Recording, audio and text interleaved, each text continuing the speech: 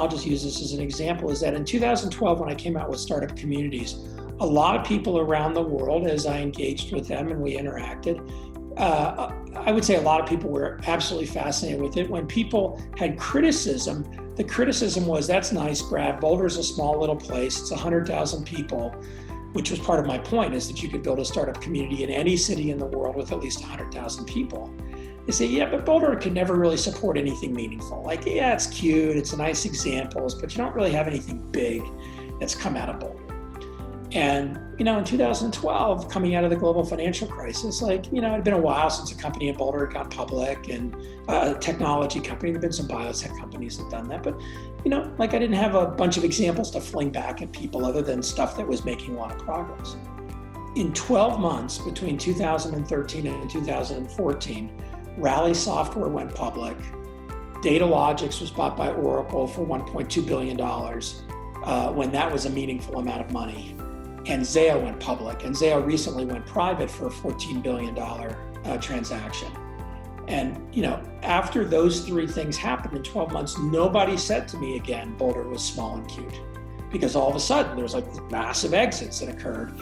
And the phenomena that played out from that sort of in the startup community had very similar characteristics to the phenomena with those companies, where overnight, Zayo was an internationally known company, not just a company known by its customers. Overnight, Eric Rosa and Datalogix had huge visibility because of Oracle then building the Oracle Marketing Cloud around that company and a couple of other companies. Rally Software, was a company that essentially was one of the first companies to really create tooling for agile software development. And as the wave of agile accelerated, Rally was front and center in that. So you have these phenomena that are not easy to understand, and you can't control them top down. In 2012, if I had said to people, well, just wait. Yeah. Because anybody that saw the ecosystem at that point knew, right? But it's not something that could have been easily measured.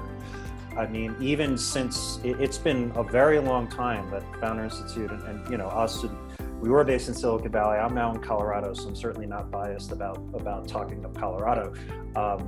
But it was like Silicon Valley, Seattle, Austin, New York, Boulder, right? And it's like, if you look at all of those cities, which one does not belong? It's Boulder, and why, right? And then you start to think about that. So yeah, and you get into this a lot in the book as well, where I think you call it the measurement trap, yep. Right? Where a lot of, and I think governments in particular, now not your words, right, but mine, I have seen that governments in particular fall into this measurement trap where they want to report back, very finite metrics. And some metrics, especially in a complex system, are hard to define.